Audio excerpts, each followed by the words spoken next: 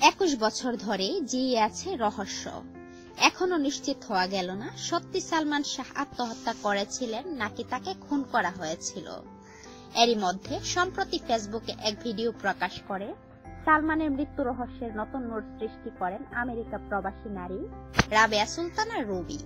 সেখানে তিনি দাবি করেছেন সালমান শাহ আত্মহত্যা করেননি, তাকে খুন করা হয়েছিল। সেই খুনের সঙ্গে জড়িত সালমানের স্ত্রী ও তার বাড়ির লোকজন। খুনের সঙ্গে আরো জড়িত রুবির ছোট ভাই ও তার স্বামী।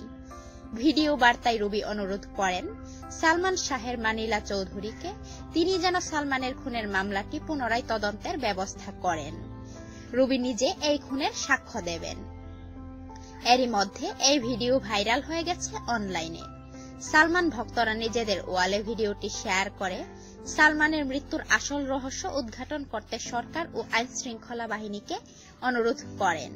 রুবি দাবি করেন সালমান শাহকে খুনে জড়িত ছিলেন তার স্বামী, যিনি চীনা নাগরিক চেনলিং চেন ওরফে জন চেন নামে বাংলাদেশে পরিচিত।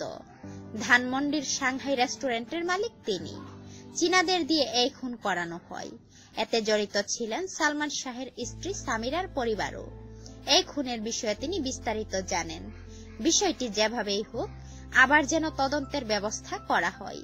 তিনি যেভাবেই পারেন আদালতে সাক্ষ্য দেবেন। ভিডিওটি লাইক দিন, শেয়ার করুন বন্ধুদের মাঝে। এমন অজানা আরো নিত্য নতুন তথ্য জানতে এখনই সাবস্ক্রাইব করুন আমাদের চ্যানেলটি।